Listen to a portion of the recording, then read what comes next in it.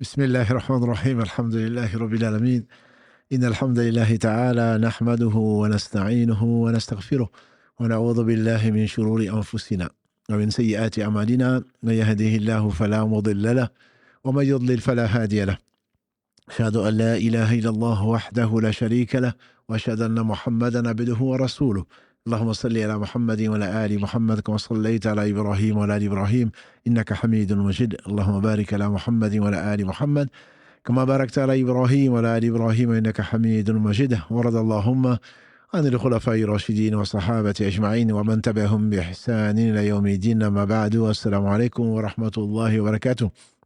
Mes sœurs, mes frères, les louanges, les remerciements, les éloges appartiennent tous à Allah, le premier qui n'a pas de début, le dernier qui n'a pas de fin, l'apparent, le dominant sur toutes choses, le subtil, le bien informé. Nous le louons, nous revenons vers lui repentant. Nous demandons protection contre les conséquences de nos péchés et les tendances de l'âme. Celui qui a la guide, nul ne saura l'égarer. Celui qui est privé de sa guidée, nul ne saura lui montrer le droit chemin. J'atteste donc qu'il est le seul digne d'adoration. J'atteste la véracité, de l'exemplarité, de la prophétie de Mohammed ibn Abdullah. Qu'Allah bénisse ce prophète, sa famille, ses compagnons et tous ceux qui les auront suivis dans le droit chemin nous fassent l'honneur d'en faire partie. Cet honneur, ce mérite, cet honneur passe par le fait de croire à Allah subhanahu wa ta'ala, croire à la mission du prophète sallam, croire aux préceptes de l'islam et s'évertuer à purifier son âme, à l'éduquer pour l'amener à la vraie soumission, à l'exemple de la soumission des anges, qu'Allah les bénisse tous. Et pour cela, il faudrait revenir repentant régulièrement, comme le faisait le prophète sallallahu alayhi wa sallam. Oh, vous les gens, revenez vers Allah repentant, demandez-lui pardon. Wallahi, disait-il, je reviens vers Allah 100 fois par jour. Et parfois, il disait, c'est ce qu'on a vu la semaine dernière, dans cette émission que vous aimez beaucoup, médecine des cœurs. Et parfois, disait-il, je sens mon cœur rouillé et je demande pardon à Allah 70 fois, jour et nuit. Et qu'Allah bénisse ce prophète, le meilleur des hommes qu'Allah a créé sur cette terre, celui qui a tout créé sans besoin. Et qu'il soit béni pour nous avoir ouvert les yeux. Par lui, Allah a ouvert les yeux. Par lui, Allah subhanahu wa ta'ala nous a transformé ce bas monde éphémère en un tremplin pour aller vers le monde éternel. Et donc, mes frères et sœurs, soyez les bienvenus dans ce jardin du paradis, comme le disait Anas ibn Malik al-Alagré. Et vous connaissez Anas, qui c'est? Anas, c'est ce jeune que Allah subhanahu wa ta'ala a mis au service du prophète sallam et à son propre service. Donc, dont la mère Sulaym al-Alagré a confié au prophète sallam pour qu'il l'aide. Et pendant 10 ans, il est resté avec le prophète sallam. Il dit que c'était le plus doux des hommes, c'était celui qui avait le meilleur des caractères. Il a appris ce qu'Allah lui a enseigné et qu'Allah bénisse Anas et sa mère. Anas disait donc que le prophète sallallahu alayhi wa sallam nous a dit, quand tu passes dans les jardins du paradis, profites-en. On lui dit, ya Rasulallah sallallahu alayhi wa sallam, qu'est-ce que c'est que les jardins du paradis? Et il dit, c'est les gens où on est, c'est les jardins, c'est les endroits où on invoque Allah, c'est les cercles où on se rappelle Allah subhanahu wa ta'ala. Qu'Allah nous compte donc parmi ceux-là et on reviendra, incha'Allah, plus longuement sur donc, ces jardins, mais dans une autre série, incha'Allah. Et donc aujourd'hui, on va parler d'une chose qui est importante. Toutes les autres, elles étaient importantes, mais celle-là, elle est importante et elle engage surtout notre responsabilité directe. En effet, par rapport au choix que tu feras, aujourd'hui, hier, comme demain, si Allah nous prête vie, ton bonheur dans ce bas monde pour peu de temps et dans l'au-delà pour l'éternité en dépend. En effet, le prophète sallallahu alayhi wa sallam a dit que la foi de l'homme est à celle de son ami. Choisissez donc l'ami. Choisissez celui que vous fréquentez. Ta foi, se voit. Ta foi est influencée, que tu le veuilles ou pas, par ta fréquentation. C'est pour cela qu'Allah le bénisse. Dans ce qui a été rapporté par l'imam Abu Daoud, le prophète sallallahu alayhi wa sallam nous a enseigné que l'exemple de la bonne compagnie est celui de quelqu'un qui fréquente un vendeur de musc. Et le musc chez les Arabes étant le meilleur des parfums. Soit il t'en donne du musc, soit il t'en vend, soit il t'en offre. Soit au moins tu risques de sentir bon à force d'ouvrir pour le vendre aux gens. Les gens le sentent. On le sait quand on passe par un centre commercial, ils te proposent de sentir les parfums pour, bien entendu, pour te séduire et pour que tu en achètes. Ils sentent tous bons, donc c'est pour t'attirer.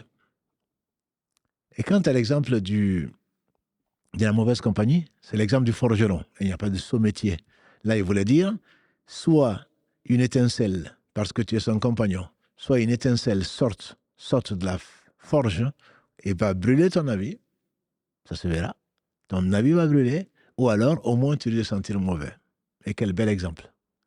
En effet, même si tu ne fumes pas, tu rentres à la maison avec l'odeur de la fumée, on va te dire, ah, tu fumes maintenant? Tu vas dire non, non, non.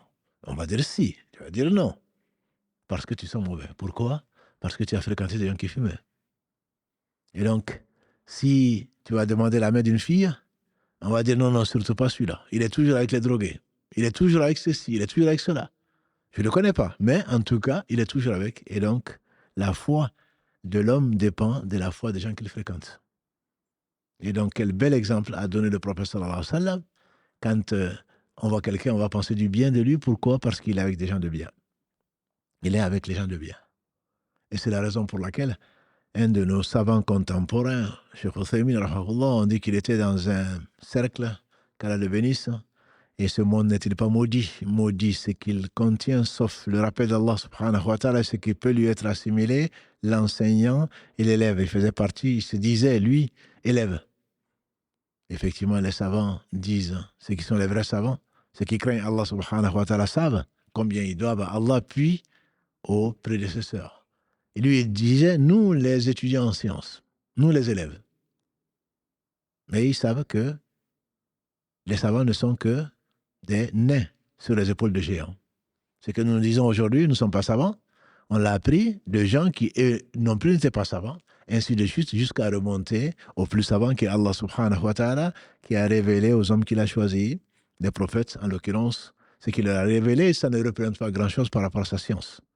Comme le disait le Khidr à Moussa, alayhi salam, ya Moussa, vois-tu les quelques gouttes d'eau que ce moineau ou cet oiseau vient de prendre sur le navire et a déposé sur le navire, qu'il a pris dans l'eau de la mer, ces 2 gouttes d'eau que cet oiseau vient de prendre, notre science ne représente pas par rapport à celle d'Allah qui est infinie, pas plus que ces gouttes d'eau comparées à l'étendue de la mer. Ils étaient modestes, hein. Ils étaient humbles, ils avaient le meilleur comportement parce qu'ils savaient qu'ils ne savaient pas. Et ils savaient qui leur enseignait, c'est-à-dire Allah. خلق الإنسان علمه البيان اقرأ وربك الأكرم الذي علم القرآن علم الإنسان ما لم يعلم. C'est lui qui a enseigné Allah, Allah qui a enseigné donc ce que nous ne savions pas. Donc je disais, donc Cheikh Uthaymin, un jour meilleur qu'aujourd'hui, était en train d'enseigner et donc il parlait des choses et puis il y a quelqu'un qui était là. Il dit, qu'est-ce que tu as retenu toi? Il dit, moi rien, j'ai rien retenu. Il dit, mais alors à quoi ça sert que tu sois là? Presque fâché. L'homme lui dit, et pourquoi tu es là alors? Il dit, parce que j'ai entendu. J'ai entendu que celui qui est dans un cercle de science, les anges diront à Allah subhanahu wa ta'ala qui était là, et Allah dit, je vous prends à témoin qu'il soit pardonné. On dit que soit il a pleuré, soit il avait envie de pleurer. Il a dit, c'est lui qui a compris. En effet, il sait pourquoi il est là. C'est lui qui a compris. En effet, dans ce hadith rapporté par Al-Bukhari et Muslim d'après Abu Huraira, qu'Allah l'agrée, Allah subhanahu wa ta'ala a des anges spécialisés. La spécialisation ne date pas que d'aujourd'hui. Allah a des anges spécialisés qui parcourent la terre pour chercher les gens qui sont dans des jardins du paradis, c'est-à-dire les endroits où on mentionne Allah subhanahu wa ta'ala. On espère que ce live en fait partie. On espère que vos salons, là où vous êtes, on espère que les anges vous couvrent de leurs ailes. Et ils se disent, venez, venez, voici ce que nous recherchons. Et ils ne désobéissent pas à Allah. Et Allah n'a pas besoin d'eux. Ces anges viennent donc, voilà, ils couvrent les gens qui sont dans les jardins du paradis, qui évoquent Allah subhanahu wa ta'ala. On ne les voit pas, certainement, mais ils couvrent de leurs ailes, de la distance qui sépare la terre du ciel. Jusqu'au ciel, ils couvrent de leurs ailes. Tu ne les vois pas. Autrement, tu seras perturbé, tu n'aurais pas assisté à ce live. Tu serais là en train de regarder les anges. Et donc, ils couvrent leurs ailes et disent, venez, venez, voilà l'objet de notre recherche. Allah envoie sur cette communauté, ces gens du paradis, qui sont dans les jardins du paradis, Allah leur envoie donc sa sakina, sa sérénité, sa quiétude sur eux. Ne vois-tu pas que quand tu écoutes la mention d'Allah, Allah bi dhikrillahi tatama'inna al-qulub. Allah dit dans la sourate Ar-Ra'd 13, verset 28, il dit, n'est-ce pas que c'est par le rappel d'Allah que le cœur s'apaise? Tu n'es pas étonné que le cœur s'apaise quand tu es en train d'écouter, d'entendre, quand tu entends d'écouter quand on parle d'Allah subhanahu wa ta'ala. Tu es absorbé, n'est-ce pas? Par quoi? Par la mention d'Allah subhanahu wa ta'ala qui pèse, qui apaise le cœur et qui augmente la foi. Et qui augmente la foi. Et donc, le fait que ces anges nous couvrent de leurs ailes, ensuite ils remontent à Allah. Pour ceux qui ne savent pas où est leur Seigneur. Ils remontent vers Allah subhanahu wa ta'ala qui n'a besoin de rien, l'élever dans son essence, dans ses noms, ses attributs et dans tous ses actes. Et Allah va leur poser des questions, alors qu'il est le plus savant, alors qu'il sait avant de les avoir créés, avant d'avoir tout créé. Ce n'est pas parce qu'il a créé les anges que les anges vont lui apprendre quoi que ce soit. Subhanallah. Si on le connaissait, on l'aimerait encore plus. Il va demander donc aux anges, d'où venez-vous? On vient de la terre. Et qu'est-ce que vous avez trouvé? De tes serviteurs. Qu'est-ce qu'ils sont en train de faire? En train de te louer, de te glorifier, de chanter ta louange. Et Allah va leur dire, est-ce qu'ils m'ont vu? Les anges diront, bien sûr, non, ils ne t'ont pas vu. Et Allah de dire, et s'ils m'avaient vu? Les anges diront, si tu avais vu, ils t'auraient encore davantage loué, davantage glorifié, ce qui est certain. Et on verra Allah subhanahu wa ta'ala, sa noble face au paradis. En tout cas, c'est la conviction et le dogme et la croyance des gens de la Sunna et de la Jama'a qu'Allah nous compte parmi ceux-là. Mais pas sur cette terre, puisqu'il a interdit cela. Sa majesté subhanahu wa ta'ala, sa sagesse l'a imposé. Le prophète sallam a dit, Allah est lumière. Ses voiles pour le cacher. Si Allah subhanahu wa ta'ala enlevait ses voiles, sa lumière brûlait tout ce que sa vue va atteindre. Or, sa vue atteint toute chose, subhanahu wa ta'ala. C'est que tout brûle dans l'existence. Et donc, on verra Allah subhanahu wa ta'ala, c'est sa promesse, et ce sera la plus grande joie qui sera donnée aux gens du paradis, qu'Allah nous compte parmi cela. Allah va dire, m'ont-ils vu pour parler de moi? Ils vont dire non. Et Allah va dire, et s'ils m'avaient vu? Si tu avais vu, diront les anges, ils auraient été encore plus remerciants. Ils auraient été encore plus élogieux. Ils auraient été encore, très certainement, plus évoquants ta perfection. Allah va dire, qu'est-ce qu'ils demandent? Les anges vont dire, ce qu'ils sont en train de demander, c'est ce qu'on vient de faire. Vous comme moi, ma famille, qu'est-ce qu'on demande? Le paradis. Allah va dire, est-ce qu'ils ont vu le paradis pour le demander? Comment tu vas demander le paradis? Parce que nous y croyons, parce que nous espérons. Et les anges vont dire, non, ils ne l'ont pas vu. Ils n'ont pas vu le paradis. Et Allah de leur demander s'ils avaient vu le paradis. Les anges diront, s'ils l'avaient vu, ils auraient été plus insistants. Ils auraient demandé encore plus. Et sachez, mes frères et sœurs, que celui qui demande, ce n'est pas moi qui le dis, c'est le meilleur des hommes, et il ne parlait pas de lui-même. Celui qui demande 3 fois à Allah le paradis, Allah fait que le paradis demande à Allah qu'il fasse partie de ses habitants.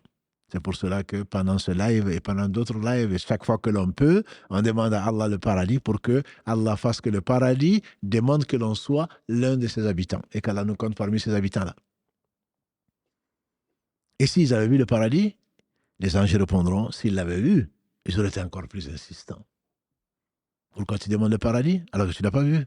Parce que tu as vu, parce que tu as entendu, parce que tu es sûr d'une nouvelle, que le paradis c'est ce qu'aucun œil n'a vu, aucun n'aurait entendu parler, dans l'imagination n'est même pas passé dans l'esprit de qui que ce soit, et c'est ce qu'on appelle ilm al-yaqin. C'est la science, la certitude. C'est comme si tu la voyais. C'est comme si tu voyais le paradis avec ce qu'on ne peut pas décrire, indescriptible, dont la composition ou dont ce que ça contient ne ressemble à ce bas monde que de nom. Mais ce n'est pas l'objet de notre propos. Le hadith continue. Al-Bukhari et Muslim rapportent donc dans ce hadith rapporté par Abu Huraira. Et contre quoi demande-t-il, mes serviteurs, des jardins du paradis?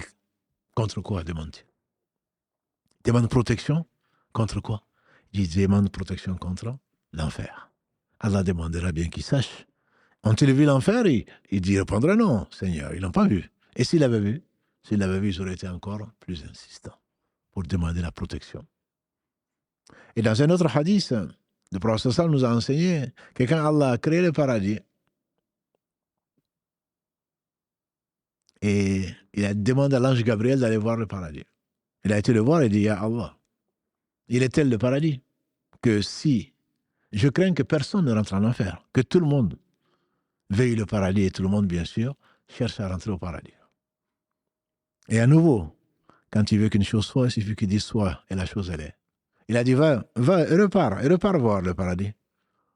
Et quand il est parti, il a trouvé que le paradis est tellement difficile d'accès, il dit, je crains Allah qu'aucun de ses serviteurs ne rentre au paradis. Il avait bien raison, alayhi salam. Le prophète sallam n'a-t-il pas dit, les œuvres d'aucun d'entre vous ne le feront rentrer au paradis. On dit même toi, il dit même moi, si Allah ne me fait pas miséricorde. Il a dit à l'ange Gabriel, va voir l'enfer. Il a vu l'enfer. Il a dit, Allah, je crains que personne de tes serviteurs, tellement sa description est terrible, je crains que personne de tes serviteurs n'aille en enfer. Tu l'as créé, mais personne peut-être n'ira. Et Allah est sage. S'il l'a créé, c'est que l'enfer sera plein, le paradis sera plein. Il a dit, va le voir. Quand tu veux qu'une chose soit, il suffit qu'il dise soit et la chose elle est. Et rien ne lui résiste. Allah est capable de toutes choses. Va revoir, le temps que Jibril revienne, Allah a changé l'enfer. Et Jibril qui vient étonné, qui dit au Seigneur, je crains que celui qui entend parler de l'enfer, je crains plutôt que celui qui maintenant l'enfer dans l'état dans lequel tu l'as présenté, que personne n'échappe à l'enfer. Que personne n'échappe à l'enfer. Parce que l'enfer est pavé, dit le proverbe français, l'enfer est pavé de bonnes intentions. Je vais faire, je compte faire, jusqu'à ce que tu rencontres l'ange de la mort, alors que tu n'as pas fait grand-chose. L'enfer est pavé de bonnes intentions. Et donc, dans ce hadith, rapporté par le Bukhari et Muslim, disons-nous, il a dit, Allah subhanahu wa ta'ala, je vous prends à témoin, ô vous les anges. Après leur avoir posé les questions et avoir eu les réponses que nous venons de transmettre, il a dit, les anges, je vous prends à témoin que je leur ai pardonné à cela.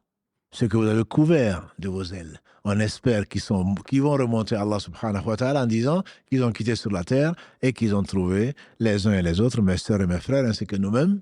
Karim est aujourd'hui, Issa à la technique, c'est un stagiaire dont je vous ai parlé donc lundi, qui est en stage et que Karim laisse diriger. Donc si vous avez des soucis, vous saurez, c'est la faute de qui. Mais il est surveillé par Karim, qu'Allah le bénisse. Et donc il a dit, je vous prends à témoin que je les ai pardonnés. Il y a un ange qui dira, Seigneur, il y a un parmi eux qui est venu. Il n'est venu que. Il n'est pas venu pour écouter, il n'est pas venu pour enseigner, il n'est pas venu pour apprendre. Il est juste venu comme ça de passage. Allah dit, ce sont des gens en compagnie de qui on ne peut pas être malheureux. Qu'Allah nous compte donc parmi ces gens-là qui sont dans les jardins du paradis et qui n'en sortiront pas, Inch'Allah, qu'Allah nous compte parmi les gens du paradis. Tout ça pour dire que celui qui était dans le cercle du savant contemporain, on a parlé de Cheikh Uthaymin, Mohammed Al-Uthaymin, qu'Allah lui fasse miséricorde, on dit que quand celui-là lui a dit « Moi je suis juste là, parce que j'ai appris que les gens qui sont dans les cercles de science, ces cercles où on parle d'Allah subhanahu wa ta'ala, les jardins du paradis, ne seront pas malheureux et qu'Allah va leur pardonner. » Je n'ai pas compris grand-chose de ce live. Je n'ai pas compris grand-chose du cours qui vient d'être donné, mais je suis venu pour ça. Je suis venu pour ça. Et effectivement, on ne sait pas combien notre Seigneur est généreux, subhanahu wa ta'ala. Le fait, celui qui emprunte un chemin dans la recherche de la science, a dit le prophète sallam, Allah lui a plani le chemin vers le paradis. La science, c'est ce qui va t'amener à connaître ce que Allah aime et ce qu'il interdit, le halal et le haram. C'est la science dont tu as besoin contre ton ennemi et qui te fait honneur quand tu es avec tes amis et dont tu as besoin dans la gêne comme dans la facilité et qui t'amène la piété, qui t'amène l'amour d'Allah, il n'y a pas d'équivalent. Cette science, Allah l'a honorée. Et celui qui l'a, il est vraiment pieux. Comme Allah dit dans la sourate 35, verset 28, Innama yashallaha min ibadihi al-ulama. Ne craignent vraiment Allah que les savants. Les cercles où on parle d'Allah subhanahu wa ta'ala, les cercles où on recherche la face d'Allah subhanahu wa ta'ala, les cercles où on parle de la religion d'Allah subhanahu wa ta'ala, du porteur de cette religion, Muhammad sallallahu alayhi wa sallam, des compagnons et du reste, très certainement, le minimum que tu puisses en tirer, c'est de prier pour eux. De prier pour Muhammad sallallahu alayhi wa sallam. Chaque fois que tu pries pour lui, Allah subhanahu wa ta'ala déverse sa bénédiction, déverse 10 fois plus de bénédictions sur toi. Et donc forcément ta foi va augmenter. Chaque fois que tu vas entendre parler de la majesté d'Allah subhanahu wa ta'ala, le parfait, nécessairement tu vas l'aimer un peu plus. Parce que la désobéissance vient forcément de l'ignorance. Maintenant que tu sais un peu plus sur ton Seigneur, subhanahu, et il mérite beaucoup plus. Et comme l'a dit le prophète sallam dans sa prosternation, Aïcha, notre mère, on a vu ça lundi, qui disait, j'ai cherché le prophète sallam à mes côtés, je ne l'ai pas trouvé. Et promenant ma main, j'ai touché ses pieds dans la prosternation. Il disait à Allah, je cherche protection auprès de toi, contre toi, et jamais je ne saurais te louer comme toi-même tu t'es loué. Dans les cercles quand tu fréquentes des gens de bien, au moins tu les sentir bon. À voir comment ils parlent, à voir quand ils se taisent. C'est d'ailleurs comme ça que les gens faisaient avant pour apprendre. Dans l'ancien temps, on suivait le maître et on voyait comment il répondait aux questions. On voyait quand il se taisait. On voyait comment il réagissait quand on l'insulte, quand on lui fait des compliments, quand ceci et cela, et on apprenait beaucoup. On apprenait beaucoup en observant. C'est pour cela que les enfants qui restent à côté des grands, souvent, sont en avance sur les autres qui sont en train de jouer. Tu penses qu'il ne comprend pas grand-chose? Non. Il est arrivé qu'un enfant, peut-être que vous avez vu la vidéo, quand sa mère ou son père était en train de réciter Surat Ar-Rahman, finalement, de l'apprendre, l'enfant a appris mieux que ses parents. Au point que quand le parent était en train de réciter, c'est l'enfant qui le corrigeait.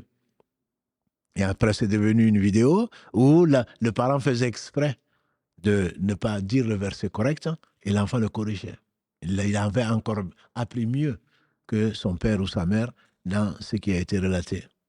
Ces cercles d'apprentissage sont les cercles, donc sont les jardins du paradis, et certainement si tu les fréquentes, ta foi va augmenter nécessairement.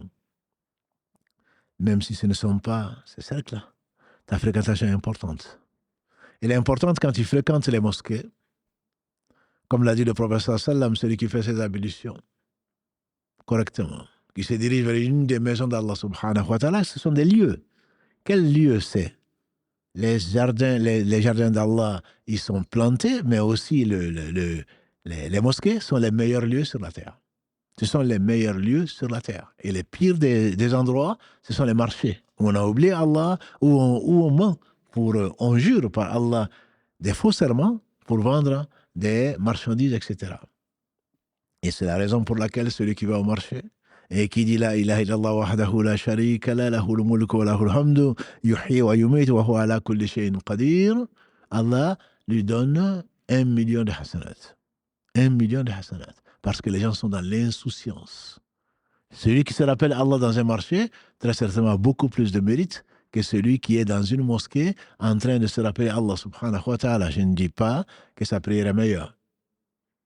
Les mosquées donc sont les meilleurs lieux sur la terre parce qu'ils ont été dédiés à Allah subhanahu wa ta'ala, à sa gloire, à sa louange. Ce sont les meilleurs lieux où on se prosterne pour lui et pour lui seul. Innal masajida lillahi fala tad'u ma'a Allahi ahada. Disent dans la sourate Al-Jinn, Allah dit les mosquées appartiennent à Allah, n'appelle personne avec Allah. Les mosquées, tu fais des ablutions chez toi. Tu marches vers une mosquée, chaque pas que tu fais va t'élever un degré, l'autre va t'enlever un péché.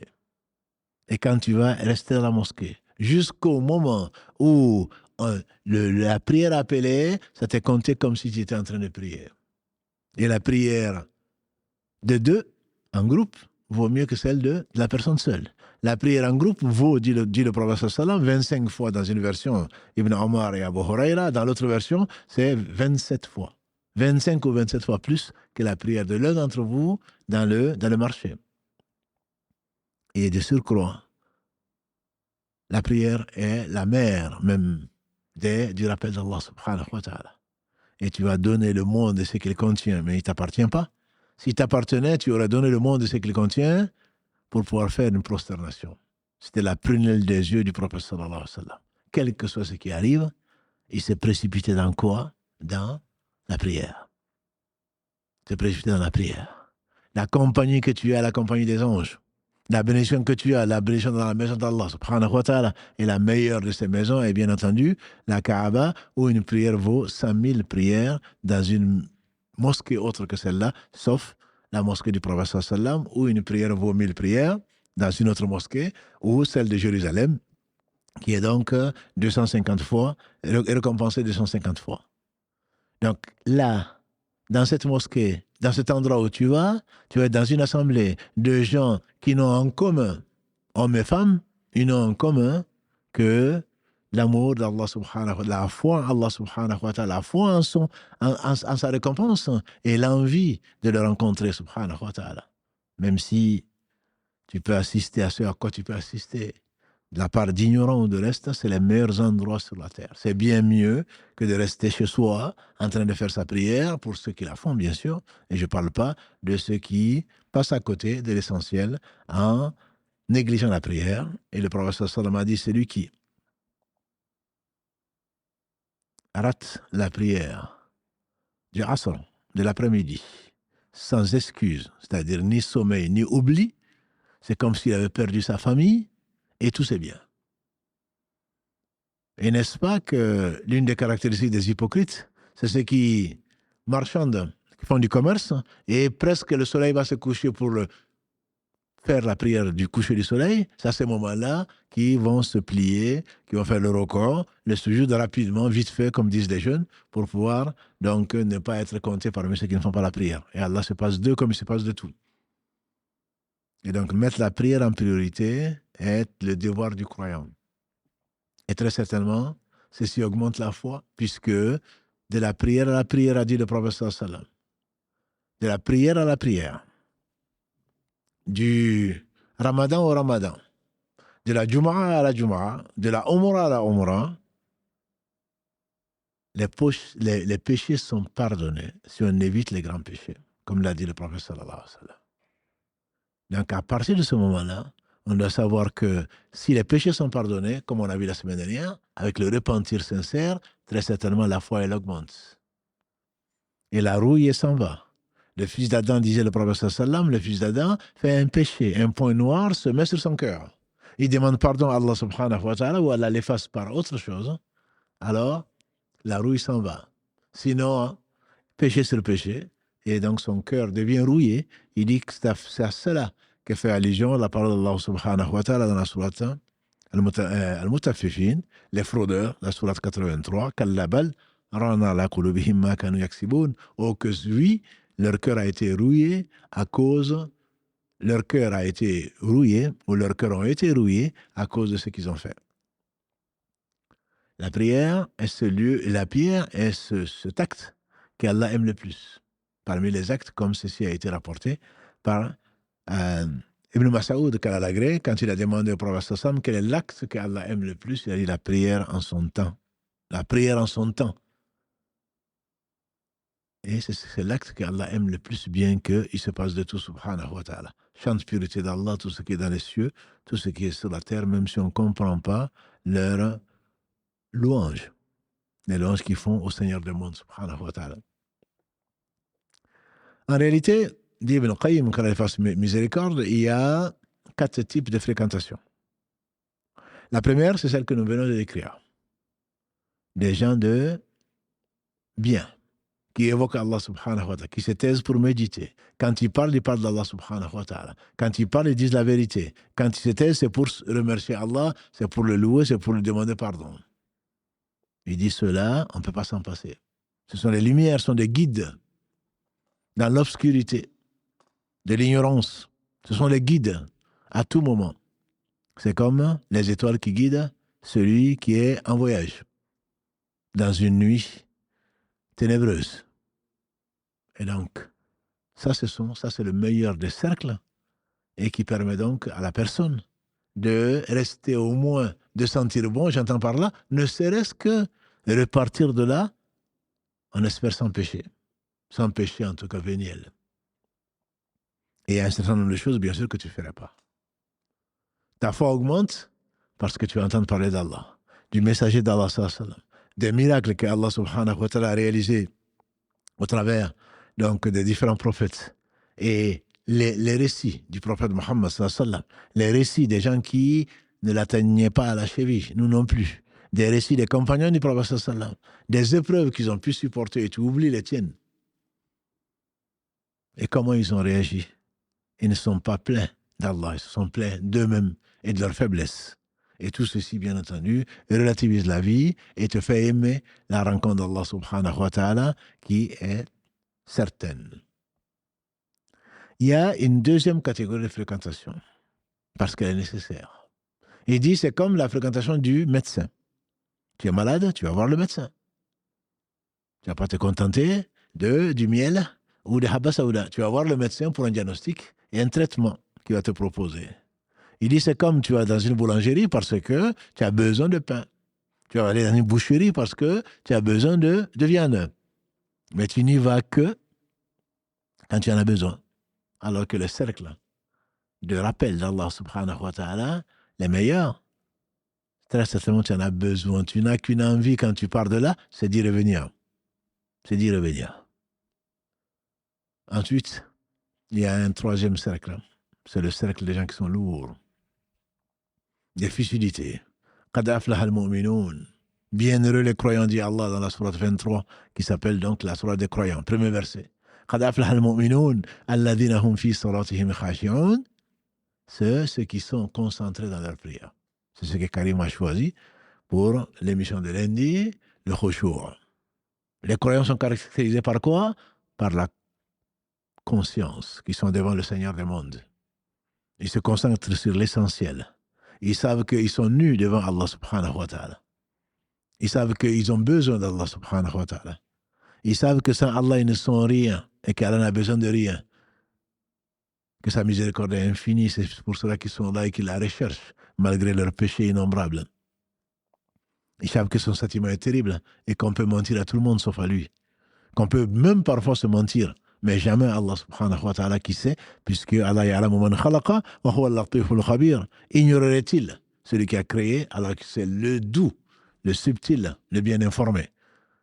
Surat al-Mulk 67, verset 14. Allah ya'lamu man khalaqa. Allah ignorerait-il? Allah ya'lamu man khalaqa wa huwa al-latiful khabir. Alors qu'il est lui, le subtil, le doux, le bien informé, subhanahu wa ta'ala.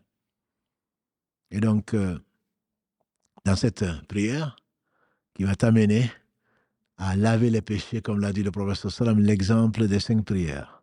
C'est comme celui qui se lave 5 fois par jour. Est-ce qu'il va rester sale? Ils ont dit non. Il dit c'est l'exemple de la prière. Allah dit qad aflaha al-mu'minun. Bienheureux les croyants. Qui sont-ils? C'est ceux qui dans leur prière sont présents, sont concentrés. Deuxième verset. وَالَّذِينَ هُمْ عَنِ اللَّغْوِ مُعْرِضُونَ. C'est ceux qui traversent la futilité, ils s'en éloignent. Ils s'en éloignent. Et donc, c'est ces grains que l'on trouve en Afrique et ailleurs, du matin au soir, du soir au matin, pas de prière, en train de boire du thé, au Sahel en particulier, en train de causer, de mentir, de tricher, de raconter leur vie. Ils sont là, ça ne sert à rien. Qu'est-ce que tu as retenu? J'ai rigolé, c'est tout ce que tu as fait. Et demain, tu rigoleras moins. Si vous saviez, disait le prophète sallam, ce que je sais, vous rirez peu et vous pleurez beaucoup. Si vous saviez ce que je sais du jour du jugement dernier, on interprète, c'est que vous allez pleurer beaucoup. Un homme a demandé au prophète sallam un conseil.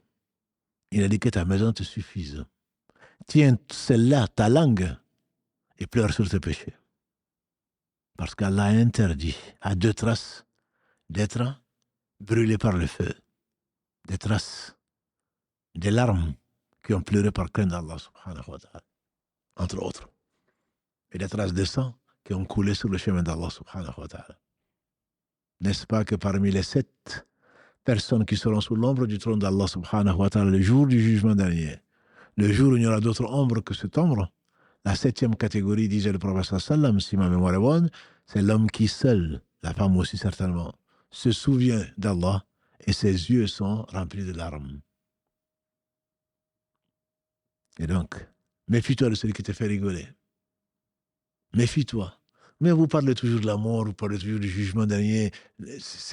Non, on en parle pourquoi? Celui qui en parlait savait de quoi il parlait. C'est Mohammed sallallahu alayhi wa sallam. Parce que si vous saviez ce que je sais, disait-il, vous rirez peu. Et pourtant, c'est le plus souriant des hommes. C'est le plus souriant des hommes, sallallahu alayhi wa sallam. Le plus doux des hommes. C'est lui qui nous a annoncé la bonne nouvelle. Mais également, Allah dit Bashiran wa Nadhira. Porteur de la bonne nouvelle, Bashir. Nadhira, c'est lui qui met en garde. Al-Hassan al-Basri, qu'Allah fasse miséricorde, il disait, je préfère de loin, 100 fois mieux, quelqu'un qui me fasse pleurer ici que de me faire rire. Parce que c'est pas rigolo. C'est pas rigolo. Tu n'aimes pas celui qui te parle de la mort. Eh bien, la mort, tu ne vas pas. قل إن الموت الذي تفرون فإنه ملاقيكم ثم تردون إلى عالم الغيب والشهادة فينبئكم بما كنتم تعملون. Allah dit dans la sourate 62, Jumu'ah, le vendredi, dis-leur, la mort que vous fuyez, vous allez la rencontrer. Et ensuite, Allah va vous dire ce que vous faisiez. Tu ne peux pas fuir la mort. Parce qu'elle est devant toi, parce que tu ne peux pas la fuir. Alors prépare-toi à l'après-mort. Parce qu'à partir de la mort, il y a beaucoup de choses qui s'arrêtent. Sauf les 3 choses dont a parlé le prophète sallam, un enfant pieux qui prie pour ses parents, une sadaqa jariya, une science que tu as laissée. Et nous sommes tous quelque part concernés. Le peu que tu sais, tu dois l'enseigner. Aliman al-muta'alliman. Monde est maudit, sauf à la fin du hadith de Abu Huraira, consigné par l'imam Tirmidhi, qui dit Aliman al-muta'alliman. Ce monde est maudit, maudit ce qu'il contient, sauf le rappel d'Allah, ce qui peut lui être assimilé, l'enseignant et l'élève. Si tu sais, tu enseignes. Si tu ne sais pas, tu apprends. Talabul ilm farida ala kulli muslim. Plutôt que de passer ton temps à rigoler, on apprécie la présence de certains dont on va très certainement regretter d'avoir connu ou d'avoir fréquenté. Al-akhila'u yawma idhin ba'duhum li ba'din adu illa al-muttaqin. Allah dit dans la sourate Zukhruf, Az-Zukhruf 43, verset 67. Les amis, ce jour-là, il parle du jugement dernier, seront les ennemis les uns des autres, sauf les pieux. Les amis seront les ennemis les uns des autres. Et dans la sourate Al-Furqan, 25, verset 27, celui qui sera en enfer, qu'est-ce qu'il va dire? Pauvre de moi. J'aurais dû suivre le messager. Pauvre de moi, pourquoi ai-je pris un tel comme ami? Il m'a éloigné de la route, de la voie. Les versets 27 à 29. Allah décrit ce qu'on va regretter d'avoir choisi et mal choisi comme compagnie. Les ennemis les uns des autres, c'est vous qui rigolez ensemble, c'est vous qui volez ensemble, c'est vous qui médisez ensemble, c'est vous qui... Mais ce jour-là, les uns et les autres vont s'accuser les uns les autres. C'est toi qui m'as amené. Non, c'est pas moi, c'est toi. Non, c'est pas toi, c'est moi. Non, c'est pas moi, c'est toi. Ce jour-là. Et Allah dit, il n'y a plus objectif. Il n'y a plus objectif que vous. Les pieds vont parler, la peau va parler, les mains vont parler, les yeux vont parler pour dire ce qu'ils faisaient et la terre va parler. Et celui qui a fait le bien du poids d'un atome le verra. Et celui qui a fait le mal du poids d'un atome le verra. Sourate 99, versets 7 à 8. Et donc cette compagnie, c'est des gens qui sont lourds, qui commencent à raconter des histoires et qui font rire. Et le prophète sallam a interdit de mentir même pour faire rigoler les gens. Et il y en a beaucoup. Les jours fériés comme aujourd'hui, le 1er mai, ou d'autres jours, ou des gens qui sont au chômage, après avoir mangé, est-ce qu'ils ont prié? Allahu Alam. Ils restent là combien de temps? Du Dahr au Asr, du Asr au Maghreb. Et ensuite on va renouveler le thé. Et on va renouveler jusqu'à minuit, 1h du matin. Qu'est-ce qu'ils ont fait de leur journée? C'est que les plus pieux d'entre eux, ils ont été priés. Par la mosquée, bien sûr. Ils ont été priés dans un coin, vite fait, pour continuer à refaire le monde. Ça, c'est cette compagnie qui est inutile, cette compagnie qui est nuisible. Et il y a pire. Il y a pire. Il y a ces gens lourds qui s'imposent, qui s'écoutent eux-mêmes dans cela. Ils ne sont pas assez intelligents pour apprendre, pour se taire. Ils ne sont pas assez intelligents pour se taire. Et ils se croient intelligents et ils imposent leurs histoires, leurs récits. Il faut qu'ils commandent tout. Ils sont spécialistes de tout.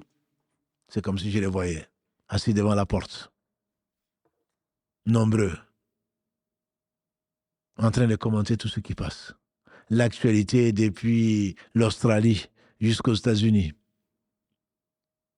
Depuis le pôle Nord jusqu'au pôle Sud. Tout ce qui est passé, ils en sont témoins. Il faut qu'ils expliquent l'actualité. Ma yalfidhu min qawlin illa ladayhi raqibun atid, dit Allah dans la sourate 50.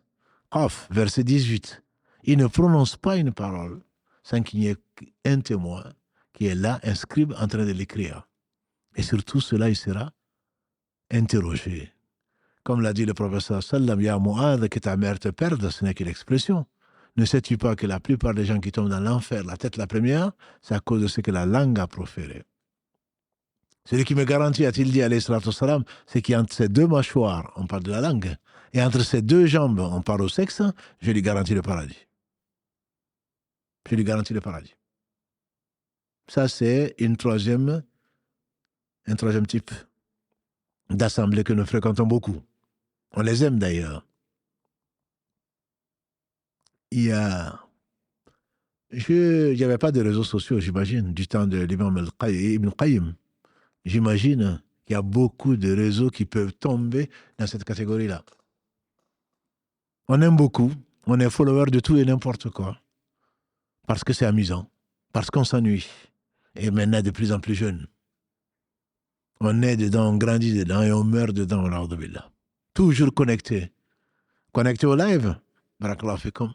Tu en ressors au moins avec le cœur apaisé, en tout cas c'est qu'on espère, avec un rappel.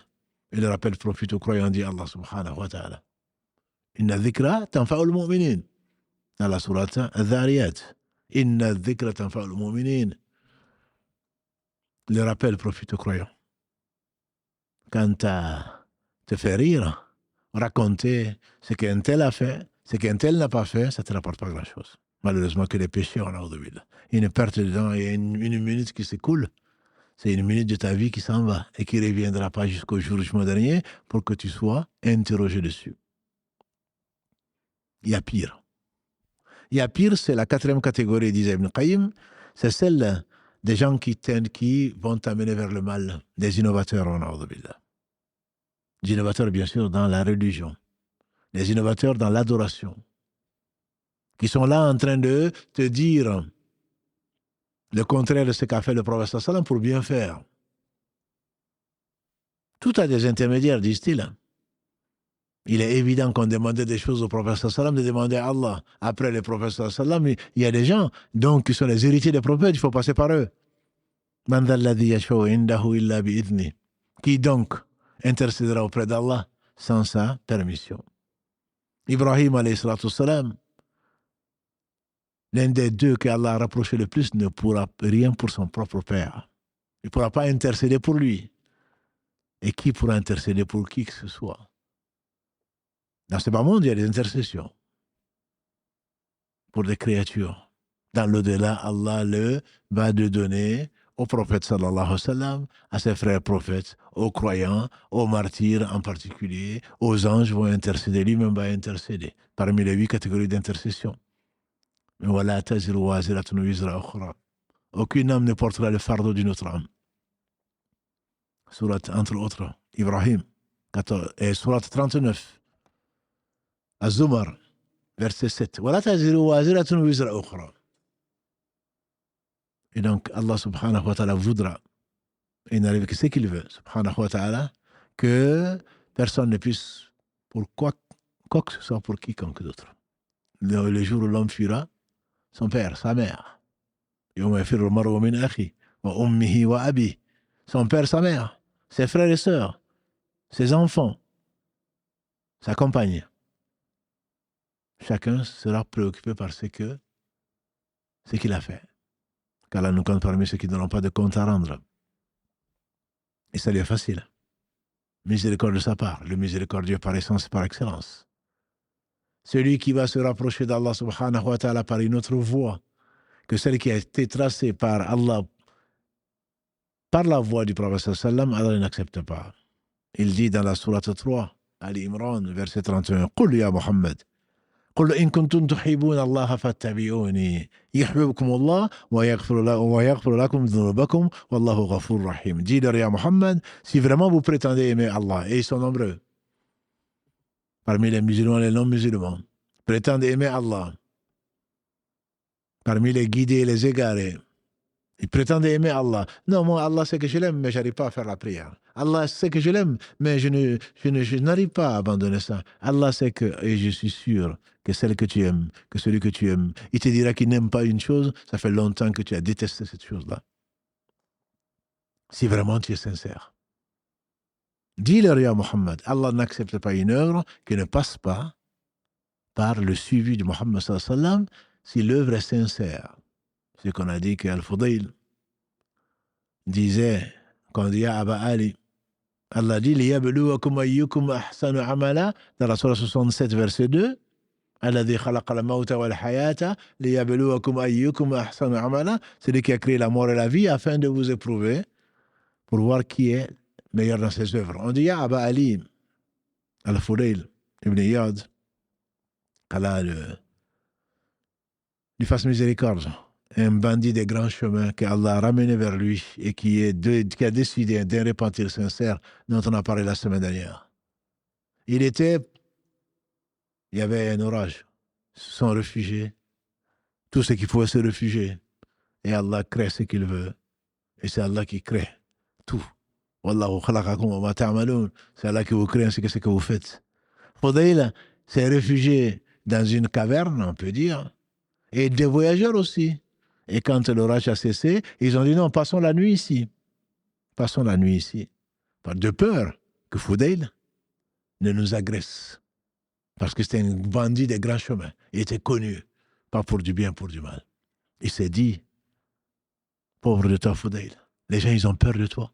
Il a décidé à partir de ce moment-là d'arrêter le brigandage et il est parti apprendre à la Mecque. Il a enseigné à la Mecque qu'il est mort. Qu'Allah lui fasse miséricorde. C'est l'un des noms que vous entendrez souvent qu'on cite. Allah fait sortir le vivant du mort. Allah l'a donné la foi. Allah l'a donné la vie. Alors qu'il était mort, son cœur était mort. Allah l'a fait revivre, comme il fait revivre la terre après sa mort, par l'eau. Qu'Allah lui fasse miséricorde. Lui, il a été sincère. Nous témoignons pour lui des biens qu'il a fait. Allah a voulu que ces biens servent encore aujourd'hui. Qu'Allah lui fasse miséricorde. C'est lui, on dit à Aba Ali, parce qu'un de ses fils s'appelait Ali. Au père de Ali, qu'est-ce que ça veut dire? Il a dit il y a 4 catégories d'actes. Un acte qui est ni sincère, ni suivi du prophète sallam, bien sûr, il est nul.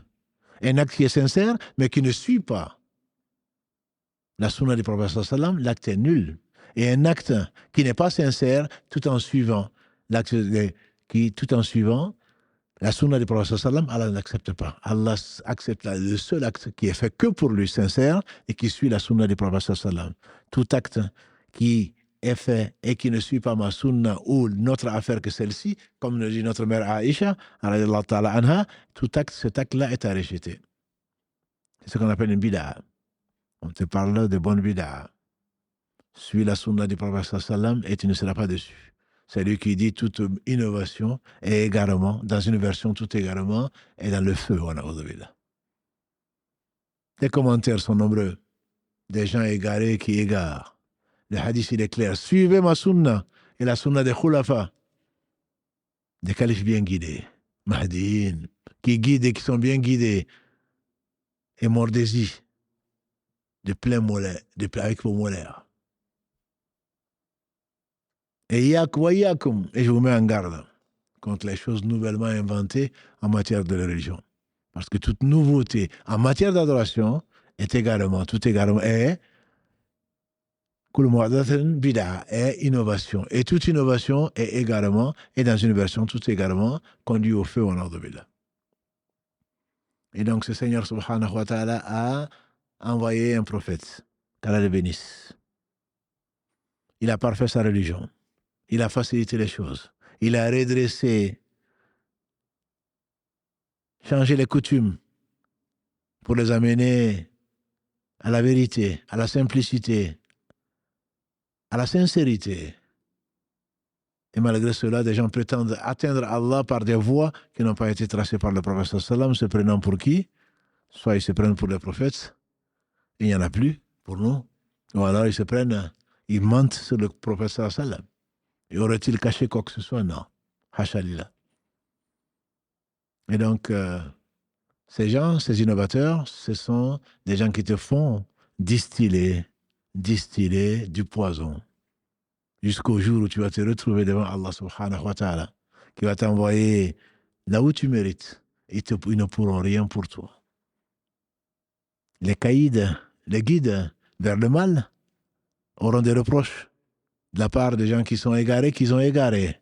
Et ils diront, vous n'avez aucune faveur sur nous. Réalisez la sourate 7, entre autres. Vous n'avez aucune faveur. On ne vous a pas obligé. Shaitan même dira cela dans la sourate Ibrahim.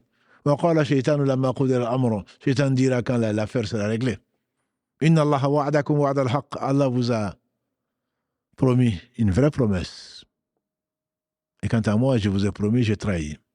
Mais ne me reprochez rien. Je n'ai fait que vous appeler et vous avez suivi. La voie est claire, a dit le prophète sallam. Je vous ai envoyé, je vous les ai laissés plutôt, sur une voie claire, de jour comme de nuit.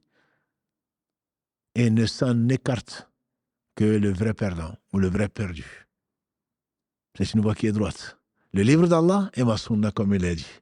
On fait dire à l'imam Malik, qu'Allah lui fasse miséricorde, la sunna, c'est l'arche de Noé. Allah n'a sauvé dans l'arche de Noé que 80 familles, lit-on, dans le tafsir d'Ibn Kathir, qu'Allah lui fasse miséricorde, que 80 familles, d'après Ibn Abbas, qu'Allah l'a gré que son père. On comprend mieux pourquoi là, l'enfer sera plein et que la part de l'enfer sera 999 des fils d'Adam, même si la majorité d'entre eux seront les Gog et Magog. Mais il y aura bien des gens dedans. Qu'est-ce qu'a dit le prophète sallam? La communauté juive, d'un point de vue judaïque, d'un point de vue de religion, s'est divisée en 71 parties. Une seule sera sauvée, les 70 autres en enfer. La communauté chrétienne, celle qui se réclame de Jésus, alayhi salam, s'est divisée en 72 parties. 71 en enfer, une seule sera sauvée. Et moi, ma communauté se divisera en 73 parties. Une seule sera sauvée. 72 en enfer, voilà. On a commencé à éclaircir ce sujet les mardis soirs, dont hier soir, quand on a dit qu'il y a 4 bases, il y a 4 fondements de ces 72 qui ont ensuite donné au IVe siècle plus de 2800 sectes. Que dire alors aujourd'hui? Donc Allah subhanahu wa ta'ala nous sauve. Qu'Allah subhanahu wa ta'ala nous éloigne de l'égarement, c'est ce qu'on récite au moins 17 fois par jour quand nous arrivons à la fin. Dhalin, c'est ceux qui ne savent pas et qui pratiquent. Ils ont un bon look. Ils ressemblent à des gens qui sont guidés. Mais en réalité, comment tu vas guider quand tu es perdu? Et donc, cette 4e catégorie, c'est encore la pire. C'est encore la pire. Parmi les 4 que le cheikh, l'imam Ibn Qayyim, qu'Allah lui fasse miséricorde, a décrit. Les assemblées que nous fréquentons, parmi elles, à laquelle elle appartient, peut-être une 5e catégorie, ou alors elle appartient à la 3e, c'est des assemblées souvent, la famille. On reste avec la famille, on reste avec les copains, avec les copines. Oui, c'est peut-être la 3e. Et c'est fait de mensonges, de médisances et de calomnies. Quand on reste avec quelque part. Un jour meilleur qu'aujourd'hui, le prophète sallam est sorti, il a vu des gens, c'est Abu Saïd al-Khadr, je suis ma mémoire bonne, qui a rapporté ce hadith. Le prophète sallam a dit, je vous mets en garde contre le fait de sortir, vous mettre dans les rues. Ils ont dit, ya Rasulallah, on n'a pas le choix. On n'a pas d'endroit où se réunir. Je parle encore des grains. On n'a pas d'endroit où se réunir. Il a dit, alors, si vous persistez à rester dans les rues, au pas des portes, répondez au salut.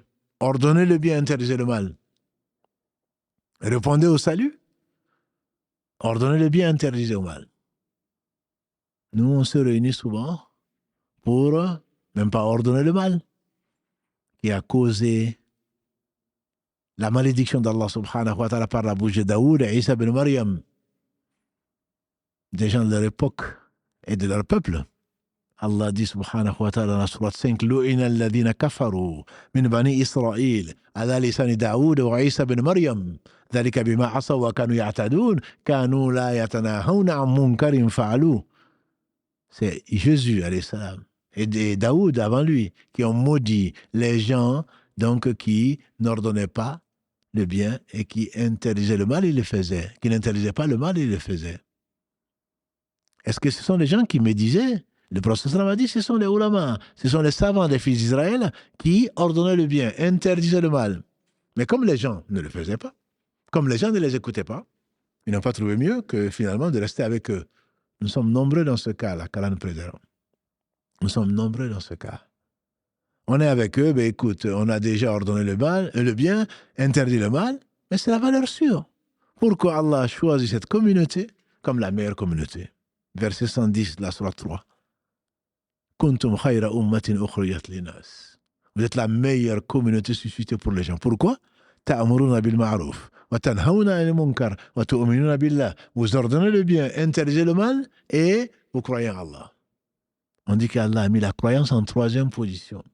Ya bunay, dit Luqman à son fils, Ya bunay, aqimi salah, wa'amur bil ma'ruf, wanha 'anil munkar, wasbir ala ma asabak. Inna dhalika min azmi al-umur. Mon cher fils, fais la prière. Sois constant dans la prière, a dit Luqman. Ordonne le bien, interdis le mal et patiente pour ce qui va t'arriver. En effet, quand tu appelles au bien, quand tu interdis le mal, nécessairement, tu auras patienté par rapport au mal des gens. والعصر إن الإنسان لفي خسر إلا الذين آمنوا وعملوا الصالحات وتواصوا بالحق وتواصوا بالصبر. Par le temps, l'homme est certes en perdition, sauf les croyants qui font les bonnes œuvres, qui s'invitent mutuellement au bien, c'est-à-dire la vérité, on dit l'islam, et qui patientent, qui s'enjoignent la patience. Parce que l'ordre d'interdire le mal, d'ordonner le bien, est une obligation. La société est basée dessus. C'est la raison du choix d'Allah subhanahu wa ta'ala de cette communauté. On ne peut pas faire partie de cette communauté sans accepter de patienter par rapport à la vérité qui n'est autre chose qu'Allah a voulu dans le sens du bien. Ordonner le bien, interdire le mal. Qu'est-ce que nous faisons souvent? Non, si je fais ça, ils vont dire ça. Si je ne fais pas ça, alors tu n'as pas à rester. Tu n'as pas à rester. La médisance est devenue une brosse à dents. Un siwak. Je n'en connais pas beaucoup qui ne médisent pas. Et la médisance, c'est quoi? Comme l'a dit le prophète sallam. Vous connaissez la médisance? Ils ont dit la médisance, c'est quoi? Il a dit la médisance, c'est de dire de ton frère absent ce qu'il n'aimerait pas entendre. Ils ont dit, Ya Rasulallah, et si ce que je dis de mon frère est vrai? Il dit, mais justement, si ce que tu dis de ton frère est vrai, c'est ça la médisance. Si ce que tu dis de ton frère est faux, c'est une calomnie. C'est un gros mensonge. Et donc souvent, entre belle-mère et belle-fille, entre frères et sœurs, entre frères, entre sœurs, entre amis, entre voisins, de quoi ils parlent? Quand ils parlent encore des enfants et du reste, de la pluie et du beau temps, dirons-nous? C'est futile, mais au moins ils ne prennent pas de péché. Sinon qu'ils ont perdu une partie de leur vie à parler de choses qui ne leur apportent rien. Sauf s'ils y mettent le rappel d'Allah subhanahu wa ta'ala. Et là, on écoute les gens, de peur qu'on nous traite de ceci et cela. N'ayant pas peur de ce qu'Allah va dire, oubliant qu'on va avoir à rendre compte, on écoute. Et celui qui écoute un mensonge, celui qui écoute une médisance, qui est la vraie, que tu aimerais même approfondir, n'est-ce pas? Ah, je ne savais pas que ce frère était comme ça. Ah, cette sœur, mais pourtant, je ne savais pas. C'est que dis-moi encore plus dessus. Ce n'est pas que c'est faux, c'est vrai. Elle a un défaut, elle a tendance à ceci, cela. Il a un défaut, il a fait ceci, cela. Mais en quoi ça te concerne? En quoi ça te concerne? Et toi, tu es là en train d'écouter. Et tu ne dis pas, crains Allah, mon frère. Crains Allah, ma soeur. Ou alors parce que c'est ta belle-mère, tu as peur d'être divorcée, détourne la discussion. Et si tu ne peux pas, prétexte d'être occupé, tu vas aux toilettes, tu vas où tu veux, tu quittes ce cercle-là, sinon tu seras maudit comme Allah subhanahu wa ta'ala l'a fait pour les fils d'Israël qui ont eu cette pratique-là et qui n'ordonnaient pas le bien et qui n'interdisaient pas le mal. Allah les a maudits par la bouche de Daoud et Jésus, fils de Marie. On dit qu'un jour, meilleur qu'aujourd'hui, le prophète sallam a entendu et Allah lui a révélé ce qu'il lui a révélé. 2 personnes derrière dans le convoi. Ils étaient en train de parler des autres, de leurs frères. Et quand ils sont arrivés à une dépouille d'un animal, il a dit, vous deux, descendez et mangez de cette charogne. Ils ont dit, à Rasulallah, qu'Allah te fasse miséricorde, comment on va descendre pour manger cette charogne? Et il leur a dit, alayhi salatu salam, comme ça a été rapporté, vous venez de manger la chair de vos frères ou de votre frère, la charogne est mieux encore que ça. Ayuhibbu ahadukum an ya'kula lahma akhihi mayyita fakarihtumu. Surat 49, verset 12, Allah dit, à propos de la médisance, aimez-vous manger la chair de votre frère mort? C'est ton frère, est mort. Les musulmans, les croyants ne sont autre chose que les frères. Et tu parles de ton frère. Il a fait ça, il a fait ça. Je ne parle pas du mensonge. Je parle de tous ceux qui, sur les réseaux sociaux et ailleurs, tous les cercles, y compris dans les mosquées, en train de... Il a dit, il paraît que ce frère, tu le vois. Non, mais bon, non, Allah sait que je mens pas. Allah sait que c'est la vérité. Mais arrête-toi là. Est-ce que tu aimerais? Aucun d'entre vous ne sera véritablement croyant s'il n'aime pas pour son frère ce qu'il aime pour lui-même. Est-ce que tu aimerais qu'on dévoile tes défauts? Celui qui cache les défauts de son frère ici-bas, Allah va cacher ses défauts le jour de la résurrection. Celui qui dévoile les défauts de son frère ou sa sœur ici-bas, Allah va dévoiler ses défauts même s'il rentre au fin fond de sa chambre, même dans l'antichambre. On est étonné parfois et on ne comprend pas pourquoi. Allah humilie les gens alors qu'ils ont fait ce qu'ils ont fait. Il a levé le voile épais qu'il a mis sur eux parce que leur comportement était comme ça, parce qu'ils ont dévoilé les défauts de leurs frères et de leurs sœurs. Oui, il a fait un péché. As-tu prié pour lui, pour qu'il retourne vers Allah? L'as-tu conseillé en privé? Non. C'est sur les réseaux sociaux. C'est pour raconter ça dehors. C'est sur les radios. Parfois à la télévision. Si tu fréquentes ces gens-là, nécessairement, tu vas sentir mauvais. C'est le minimum. Tu prends les péchés parce que tu n'as pas pu interdire le blâmable, parce que s'il y a blâmable, c'est bien du blâmable que de manger la chair de son frère mort. La médisance. Je ne te parle pas du mensonge, pour rire. Avec vos expressions MDR, LOL. Ça ne justifie pas. Les anges vont écrire LOL. Ils vont écrire MDR. Mais ils vont écrire ce que tu as dit. C'est juste pour rire. Eh bien, c'est encore pire, je te dirais. Parce que tu n'en tires rien du tout. Il te faut te repentir, comme on a dit la semaine dernière, de tout cela et de bien d'autres. Ça, ce sont des assemblées toxiques.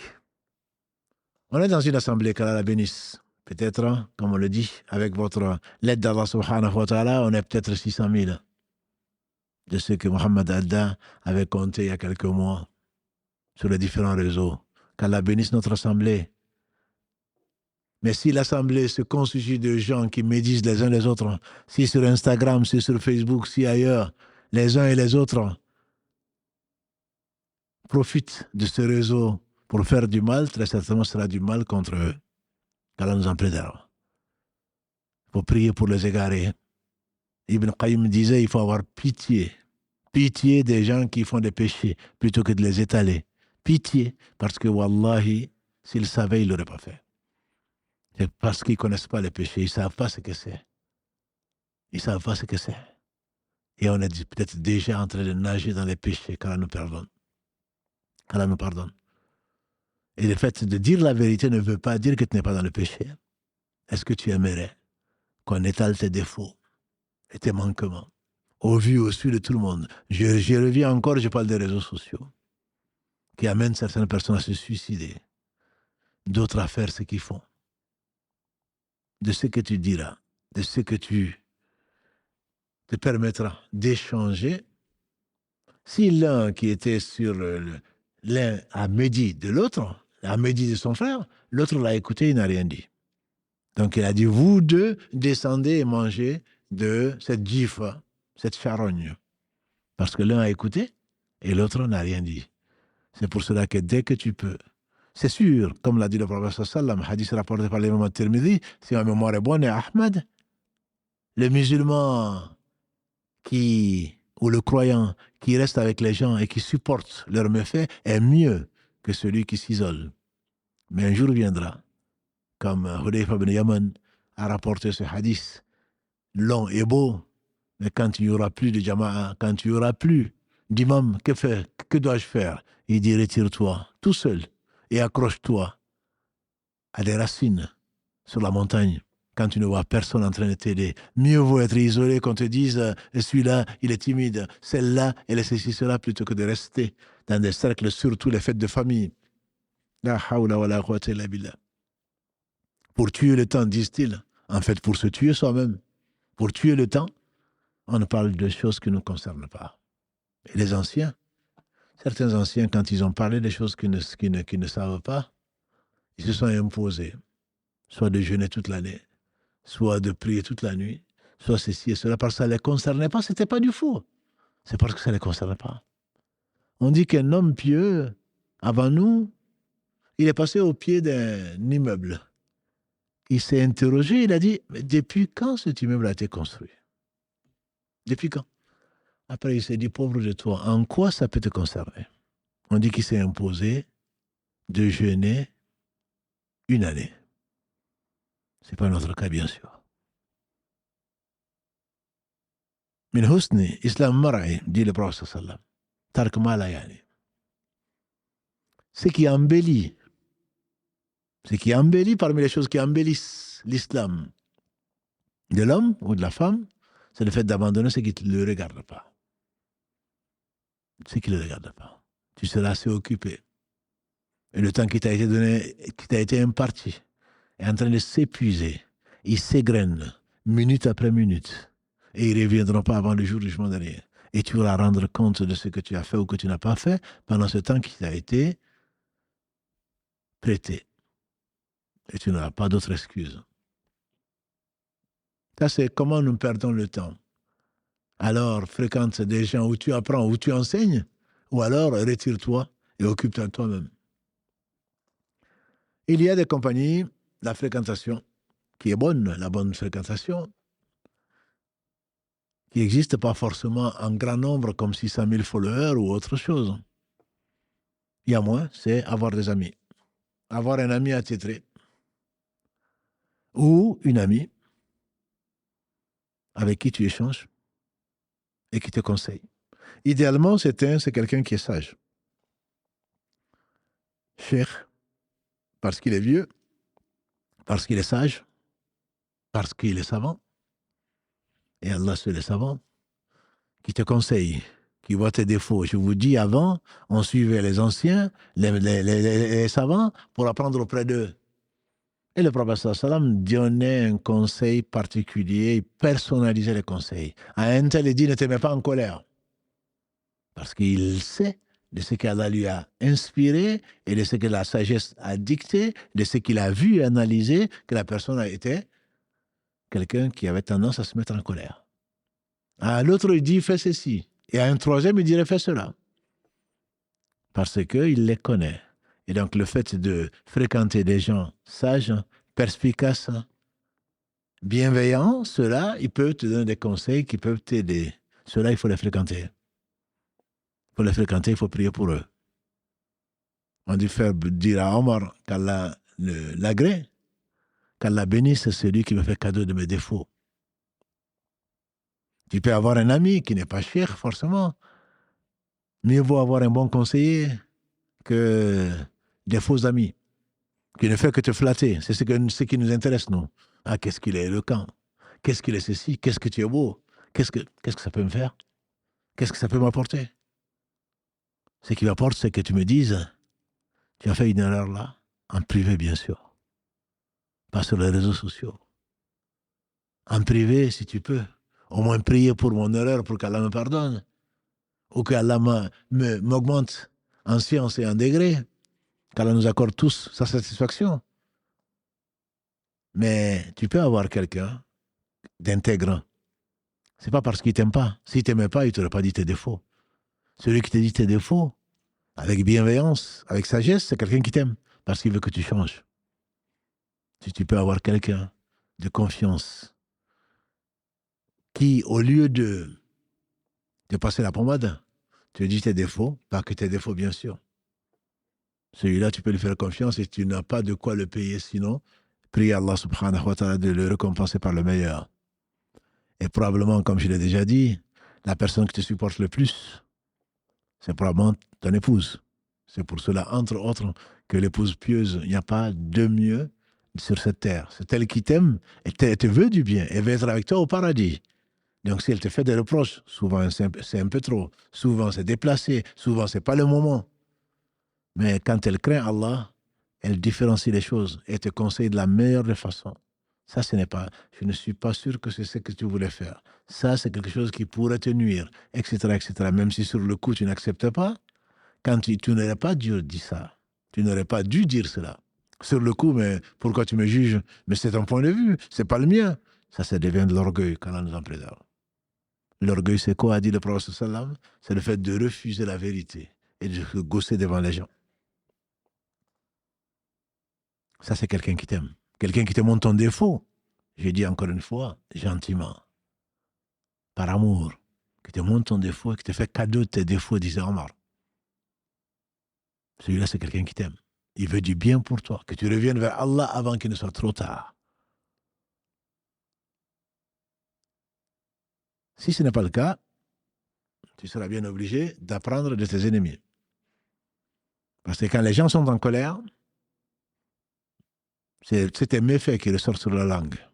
C'est pas toi qui as fait ça, toi qui parles comme ça, c'est pas toi qui as dit ça, c'est pas Allah. Tu ordonnes ça alors que tu fais, ah bon? Ne ferme pas les oreilles, ne dis pas c'est ton ennemi. Mais remercie Allah, on fait dire à Jésus, alayhi salatu wassalam, on fait dire à Jésus, alayhi salam, que il croit à ce que quand ton ennemi te dit une chose, si la chose est vraie, remercie Allah de t'avoir indiqué. Même par cet ennemi, ton défaut, c'est fait avec colère, c'est fait parfois pour t'humilier, mais il n'humilie que lui-même. Et quand c'est faux, et c'est peut-être vrai, mais quand c'est faux, remercie Allah de t'avoir évité ce dont on t'accuse. En réalité, c'est pas vrai. Il ne sait pas. Il te calomnie, mais c'est pas grave. Au moins, tu remercies Allah que ceci ne fasse pas partie de tes défauts. Et quand on insultait des anciens, ils disaient, ce que tu sais n'est pas grand-chose par rapport à la réalité. C'est que j'ai beaucoup plus de défauts. Et mes défauts sont beaucoup plus graves que ce que tu dis. Ils ne se vexaient pas pour ça. Parce que l'ennemi, sa parole, ce qu'il fait, te seront au jour du jugement dernier comptés comme tes bonnes actions. Il a calomnié, il a menti sur toi. Eh bien, s'il a des bonnes actions, s'il en a, tu vas en prendre l'équivalent pour compenser son péché. Et si ce n'est pas le cas, Allah va te prendre tes péchés et va les mettre dessus. La quatrième façon de connaître ses péchés, c'est le fait de fréquenter les gens ou d'être observateur. Perspicace. Il y a certains, ils ne parlent pas beaucoup. Ils sont dans l'assemblée, mais ils observent parce qu'ils doivent y être. Ils n'aiment pas ces assemblées-là. Mais quand ils sont, ils voient comment les idiots, les ignorants agissent. Et ils remercient Allah de ne pas être comme ça. Et comment ces gens ont été ridicules s'il était à leur place, s'il avait fait la même chose que ces personnes injustes. Très certainement, il aurait été vu comme lui perçoit ces gens-là. Ça, c'est 4 façons, disent les enseignants, d'apprendre.